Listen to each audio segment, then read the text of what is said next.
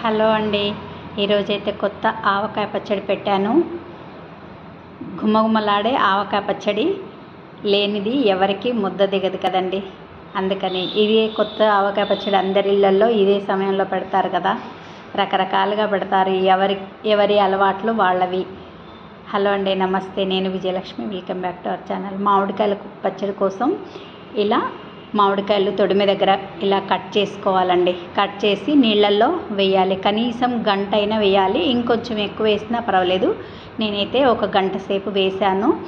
తుడిచి ఫ్యాన్ గాలికి కాటన్ చీరపై ఆరబెట్టేసి కాయలు చక్కగా ముక్కలు కట్ చేసిన తర్వాత ఇలా జీడి తీసి సపరేట్ చేసేసి లోపల ఒక పేపర్ లాంటి కవర్ ఉంటుంది టెంక దగ్గర, అక్కడ అదంతా శుభ్రం చేసేసి ముక్కలన్నీ తుడుచుకున్నాను.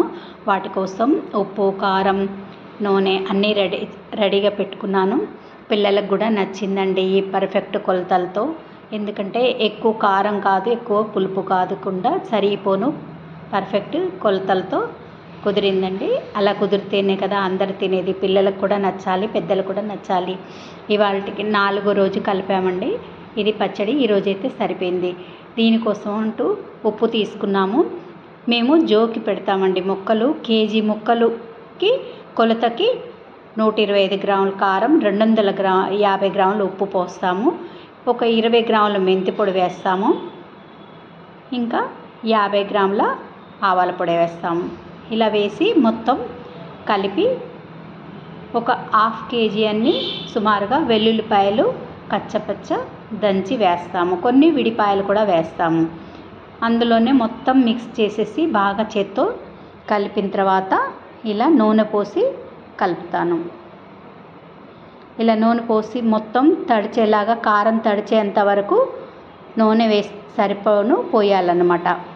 అప్పుడే ముందుగా చేసి ఉంచుకున్న జీలకర్ర, ఆవాలు వేసి ఇంగు వేసి కలిపిన పోపు కూడా ఇందులోనే వేసి ముక్కలు కూడా వేసుకొని కలుపుకున్నాను. జాడీలో వేసుకున్నాను. ఇలా పొడిగా ఉన్న జాడీలో వేసి మూత పెట్టేస్తే సంవత్సరం వరకు నిలవ ఉంటుందండి. దీనిపై క్లాత్ వేసి కప్పి చక్కగా ఒక పక్కకి పెట్టేసి 4వ రోజు పచ్చడి కలుపుతాం మేము. ఒక్కొక్కరు ఒక్కొక్క పద్ధతిలో కలుపుతారండి, పచ్చడి పెడతారు. మేమైతే ఇలా చేస్తామన్నమాట. మళ్ళీ 4వ రోజు కలిపి అందరము ఉప్పు అన్నీ సరిపోయినా లేదా అని ఒకసారి చెక్ చేసుకుంటాం అన్నమాట. ఇలా గాలి పోకుండా కప్పాలన్నమాట జాడీలపై. పైన నూనె తేలితేనే అప్పుడు పర్ఫెక్ట్గా సరిపోయినట్టు ఉప్పు. ఏ పచ్చడికైనా కూడా పైన నూనె తేలి ఉండాలన్నమాట. 4వ రోజు మనం కలిపేటప్పుడు కొందరు 3వ రోజు కలుపుతారు, కొందరు 4వ రోజు. ఇలా నూనె పైకి తేలి ఉండాలన్నమాట. అప్పుడే అది అన్ని సమపాళ్లలో పడ్డట్టు. వాసన కూడా మనకి పరిమళం కూడా అర్థమవుతుంది అనమాట. ఆ సువాసన వేరుంటుంది ఉప్పు సరిపోయితే, అన్నీ సరిపోతే. ఇలా పచ్చడిని 4వ రోజు కలుపుకున్నాను. ఈరోజు కలిపేసి అందరూ టేస్ట్ చేస్తామండి. ఎందుకంటే ఈరోజు మాత్రం అన్నంలో తిని చూస్తే ఏమైనా సరిపోకుంటే మళ్ళీ వేసుకోవచ్చు. ఉప్పు సరిపోయిందో లేదో ఒకసారి టేస్ట్ చేస్తారు అందరూ. ఇంట్లో అందరికీ నచ్చిందండి. ఈ కొలతలతో పర్ఫెక్ట్గా ఉందన్నమాట.